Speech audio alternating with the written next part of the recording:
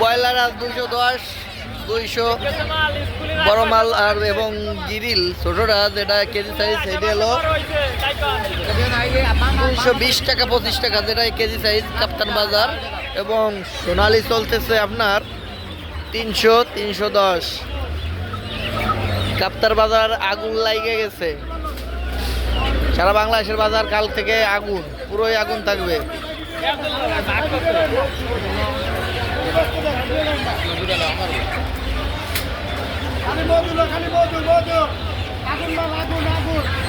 এই যে মধু ভাই মধু বিক্রি করতেছে,